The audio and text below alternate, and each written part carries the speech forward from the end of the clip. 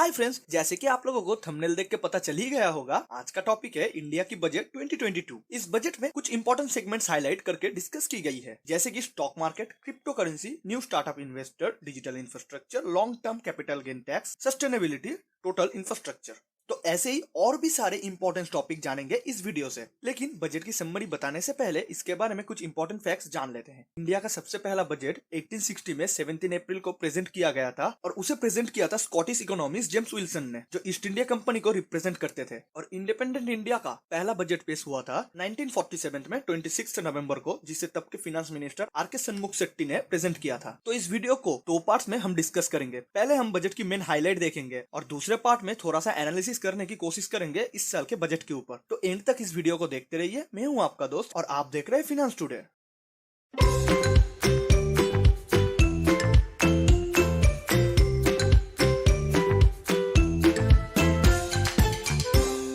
Finance minister Nirmala Sitharaman, उन्होंने कहा है इस साल के बजट से इंडिया का नेक्स्ट 25 साल तक बजट्स का ब्लूप्रिंट डिपेंड होगा। यानी अब तक हम इंडिया एट 75 की बात कर रहे थे, तो अब से हम इंडिया एट 100 की बात करेंगे। मतलब इस साल के बजट से नेक्स्ट 25 साल तक होगा इंडिया के लिए अमृतकाल।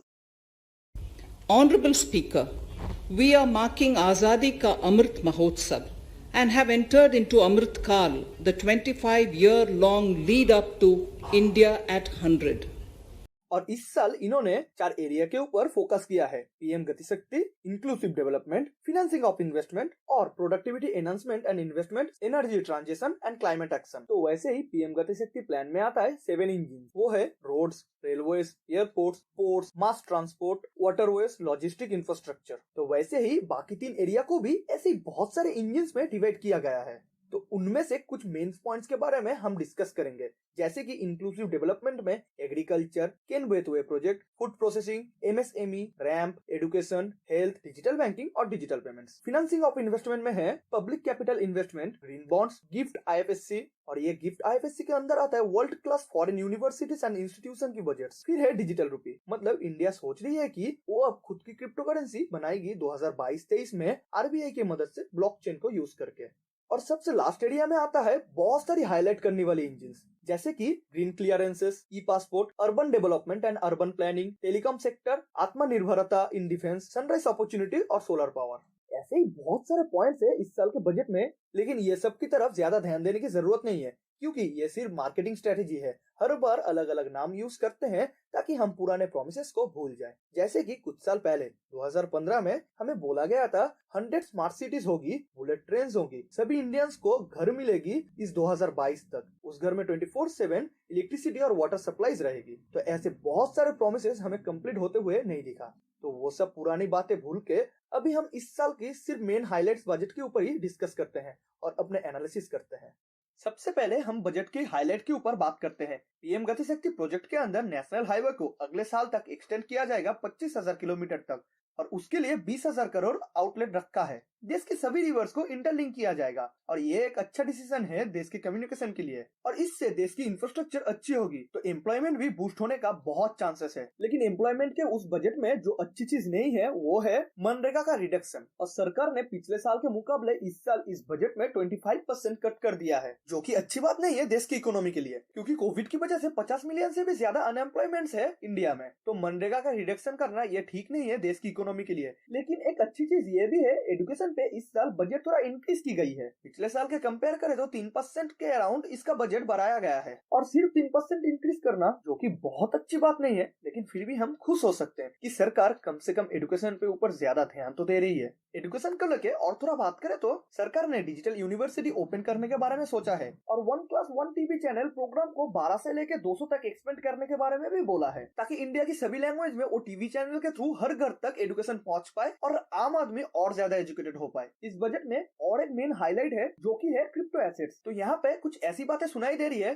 जिससे लगता है क्रिप्टो को as a currency government allow नहीं करने वाली है, लेकिन इसको as a digital assets government allow करेगी। ये हम कैसे समझ रहे हैं, क्योंकि इंडिया खुद की डिजिटल करेंसी यानी कि क्रिप्टो करेंसी लॉन्च करने के बारे में सोच रही है और उसे आरबीआई की हेल्प से प्रमोट भी करेगी। तो इसीलिए बाकी क्रिप्टो को एज ए करेंसी इंडिया फिलहाल तो नहीं मानेगी। तो इसका मतलब हम ये सब बिटकॉइन, इथेरियम, डॉज जैसी क्रिप्टो करेंसी से कुछ खरीद नहीं पाएंगे इंडियन मार्केट में। और दूसरी बात आती है crypto as a digital asset India मानती है, तो इसीलिए इसमें ट्रेड करने वालों को अपने प्रॉफिट में से 30% टैक्स पे करना पड़ेगा। तो ये जो टैक्स रेट है ये सब डिजिटल एसेट में पे करना पड़ेगा, यानी कि एनएफटी में जो लोग ट्रेड करते हैं उनको भी ये 30% टैक्स पे करना पड़ेगा। और फिर से क्रिप्टोस की बात करें तो क्रिप्टोस को कोई अगर किसी को गिफ्ट भी करता है तो रिसीवर को ये टैक्स पे करना पड़ेगा अपने प्रॉफिट से। तो ये हम क्रिप्टो टैक्स के ऊपर बात की है। अब हम करेंगे आम आदमी पे क्या डायरेक्ट टैक्स रेट है इस साल। तो यहाँ डायरेक्ट टैक्स के अंदर आता है हमारा इनकम टैक्स, और यहाँ पे इनकम टैक्स रेट पे कोई भी चेंजेस नहीं की गई है। इस साल भी इसको सेम रखा गया है पिछले साल की तरह।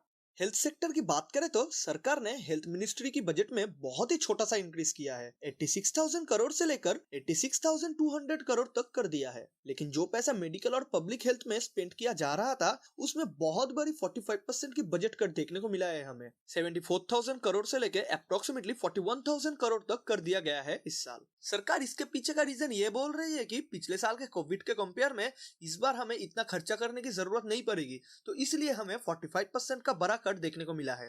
थोड़ा आगे बढ़ते हैं तो यहाँ डिफेंस बजट में 10% बढ़ा दिया गया है, जो कि है 4.78 लाख करोड़ से लेकर 5.25 लाख करोड़ तक। और यहाँ स्पोर्ट बजट में भी एक बड़ा इंक्रीज देखने को मिला है इस साल, 300 करोड़ का इंक्रीज। इस साल अब बजट कर दिया गया है 3,000 करोड़ रुपए। और उसके अलावा मुझे और एक चीज इंटरेस्टिंग लगी, यहाँ पे शायद हमें कुछ ही सालों में देखने को मिलेगा ई पासपोर्ट, मतलब जो पासपोर्ट के अंदर चिप इम्बेंट किया जाता है। ये एक ऐसा टेक्नोलॉजी है जो काफी डेवलप कंट्री में ऑलरेडी यूज की जा रही है।